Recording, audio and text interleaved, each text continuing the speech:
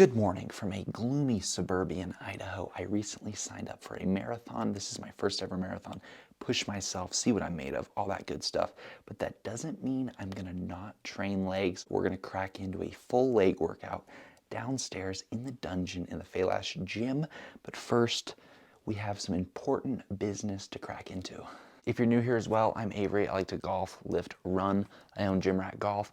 And in here, we've got some new apparel items we recently came out with. I haven't seen them in person, but we're gonna give them a shot. We're gonna try them on. This is like Christmas Day for me. Ooh, all right, little white embroidered hoodie. I'm gonna get this so dirty. Black tank, show off the guns, baby.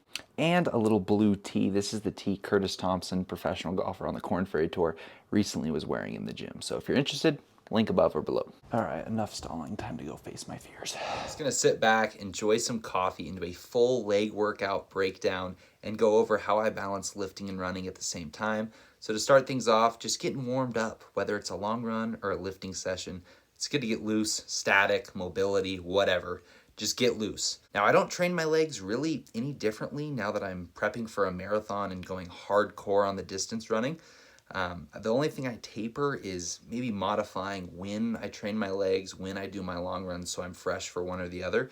Now, starting off, yeah, there's 5 pounds on the bar, but I'm doing 101 reps. I may not be going all the way down, but it's a killer way to start your next leg day. I've got addicted to doing this over the past year and a half after I watched a Ryan Humiston video. It tears up the quads, gets them on fire. It's killer. It's like almost like a cardio leg strength workout. It warms you up, but the intensity has to be there right from the get-go. And at the end of this set, you are just barely moving, holding on for dear life. It's honestly, I feel more nerves going into this than like a heavy squat.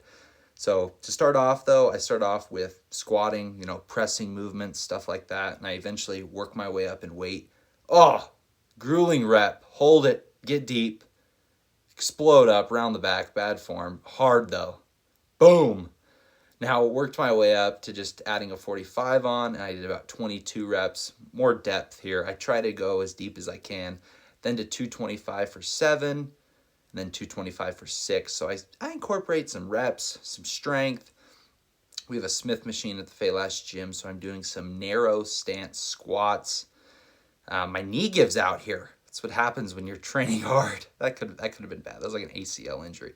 So I did about, I think, 15 reps, and then I did 14 reps, kind of the same style there. Absolutely brutal. The 3D Smith's cool because you're locked in place, but you can go backwards and forwards, but you're locked in. So I love it. And then I experimented here. I'm trying a front squat. Now, this didn't go as planned. Don't be afraid to experiment in the gym. I realized this just wasn't for me. I heard Arnold talk about it, how it's good for tall people. I'm 6'2", and not for me. Nope, not today. And I finished my pressing movements out with some lunges. So I did in total 8 pressing movements, 6 sets of squats, and then 2 sets of lunges. And I like to finish off the pressing just holding it, getting super deep on a squat, and then just pray to God I can get it back up. Oh yeah. And then I love stretching in between sets, so hanging, touching my toes, keeping the blood flow in the quads, and decompressing a bit there. Feels so good after legs. And then I get into the more isolation work, so some hamstrings, some extensions, and I keep the reps between 10 to 20. And I love finishing off my leg workout, just squeezing out all the blood and just holding it. I train legs every 8 days or so. Maybe sometimes it's 10, maybe it's 6, depending on the freshness of my legs. But that gives me the ability to log some miles and still be fresh for some leg days. So it's a constant balancing act between running, lifting. Get used to running sore and lifting sore occasionally too. It just comes with the territory of doing both. So we did 8 pressing, the extensions, the hamstrings. Currently crying, probably hearing Tom Platz's voice in my head just haunting me. Demons. I'm in a dark spot right now. Oh, bam!